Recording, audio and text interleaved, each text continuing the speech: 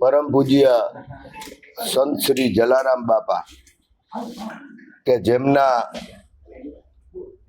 ભક્તો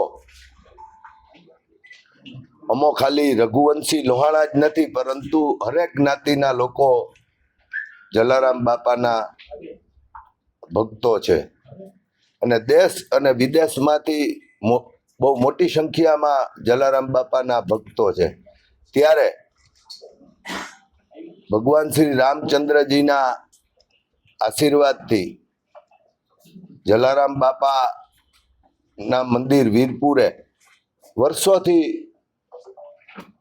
વિનામૂલ્યે ભોજનની વ્યવસ્થા ચાલુ છે.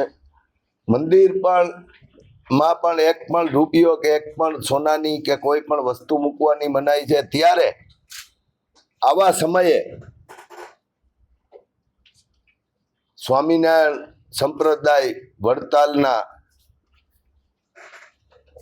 સુરતના મહંત શ્રી જ્ઞાન સ્વરૂપદાસજીએ જે જ્ઞાન પ્રકાશ સ્વામીએ જે જલારામ બાપા વિશે અશોભનીય વાતો રજૂ કરી અને જે વાત એમને પુસ્તકમાં વાંચી અને મૂકી, એમાં અમો અખિલ ગુજરાત લોહાણા સમાજ એટલે કે ગુજરાત રઘુવંશી લોહાણા સમાજ અને સર્વે ભક્તો ખૂબ નારાજ થયેલા, જેના અનુસંધાને ગઈકાલથી એ સમગ્ર રાજ્યમાં અને દેશ અને વિદેશમાં આનો વિરોધ થવા લાગ્યો છે.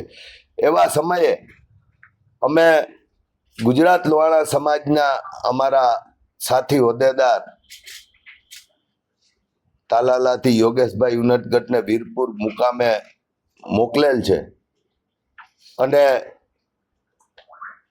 જલારામ બાપાની જગ્યા વીરપુરની પણ લાગણી એવી છે કે જલારામ બાપા એ ભૂખિયાને અન્ન આપે છે અને માફ કરવાની, લોકોને માફ કરવાની એક એમની આગવી ઓલી છે કે લોકોને માફ કરવા જોઈએ, ભૂલ થાય પણ એને માફી આપવી જોઈએ. તેમ છતાં સમગ્ર જલારામ ભક્તોનો અને રઘુવંશોના વિરોધને ધ્યાને લઈ અને અમે બે વાત મૂકેલી. એ વડતાલ સ્વામિનારાયણ સંપ્રદાયના જ્ઞાન પ્રકાશ સ્વામી સાથે પણ અમારા પ્રતિનિધિ યોગેશભાઈ ઉનટગઢની વાત થયેલી છે.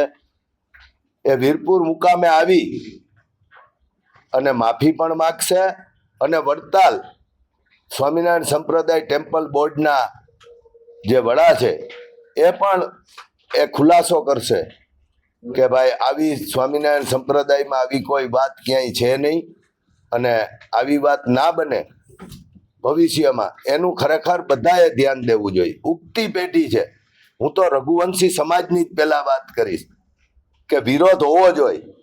મહાજનો છે, ગામે ગામેનો વિરોધ હોવો જોઈએ, તો જ ખબર પડે લોકોને કે જલારામ બાપા વિશે બોલે છે, લોકો નારાજ છે.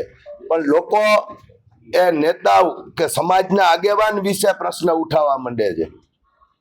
હવે એને ધીરજ રાખવી જોઈએ. ધીરજના ફળ હંમેશા મીઠા હોય છે. જલારામ બાપાએ કીધું છે કે જે બોલેલા શબ્દો છે એ ક્યારે આપણે પાછા નથી નીકળતા, એટલે માફી આપી હોય ત્યારે મુશ્કેલ થાય છે.